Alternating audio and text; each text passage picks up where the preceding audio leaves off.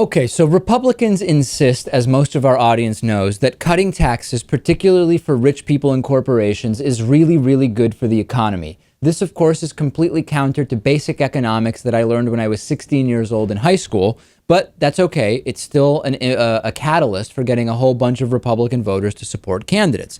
We now have some data. Governor Sam Brownback of Kansas actually wrote an op-ed in the Wall Street Journal last month to talk about how well his economic program has been doing, especially after income tax cut after income tax cut, amounting total to the largest in the state's history. He said, "We supported small business by taking away all income taxes on small business, allowing them to reinvest in their businesses, creating jobs and growth. By giving the companies more money to reinvest in their businesses, we enabled them to hire more people and invest in needed equipment." Okay, but before we get to actually how this went, this is just ridiculous. We know from basic economics that actually really low taxes are a disincentive to invest in your business.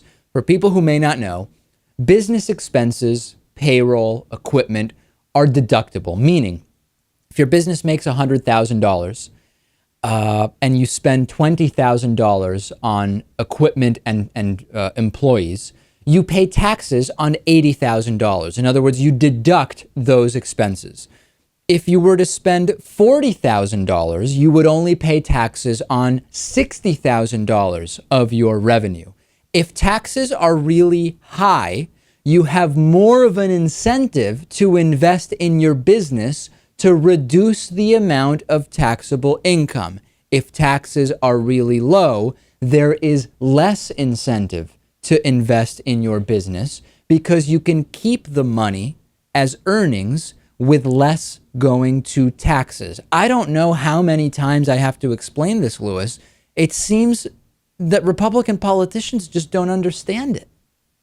If they do understand it, they don't care. It's about making sure that the rich get richer. That's the entire mission here. Tax cuts for the rich are very useful at making rich people richer. Lewis is absolutely right. Okay, so let's get past the obvious misunderstanding of basic economics. How did it work, right? How did these tax cuts work in Kansas? Not well. The tax cuts did not create jobs. Job growth in Kansas has actually lagged behind the U.S. average, especially in the years after these tax cuts.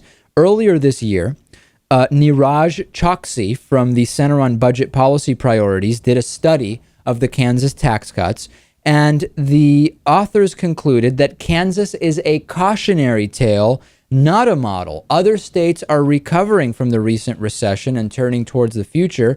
Kansas, instead, with its huge tax cuts, has been left with public schools and other services stuck in a recession, underfunded, and further declining.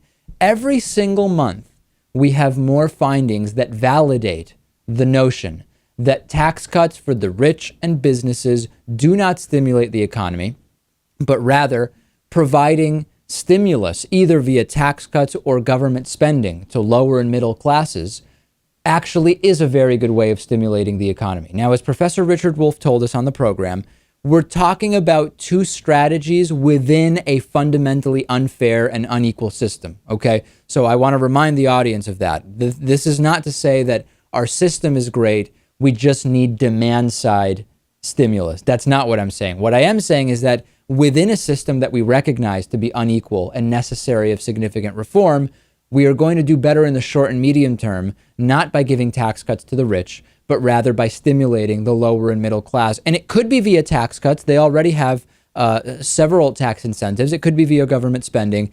I don't know. I mean, it's just very depressing that just simple economics that, by the way, my right-wing high school economics professor taught me, that basic understanding seems to be completely missing from just about every conversation around tax cuts. Right. And as with most economic things, we have models of what works and what doesn't work in other countries all over the world. And I think as soon as you approach something that the right would call socialist, it's just evil. And instead, it's better to suffer and have a terrible economy, I guess. And the only example is not from Kansas, right? We know that when we look at what Scott Walker did in Wisconsin, again, tax cuts and gutting the rights of labor unions to bargain collectively, gutting the rights of teachers. Their economy is falling apart. He was supposed to create 250,000 jobs in some period of time. Who even knows? Anyway, it doesn't even matter what period of time it is because he's lost jobs. Jobs have been lost. It's not, well, he created 225 instead of 250, or he created one instead of 250,000. No, he lost jobs. And this voodoo supply side economic nonsense seems to be debunked time and time again.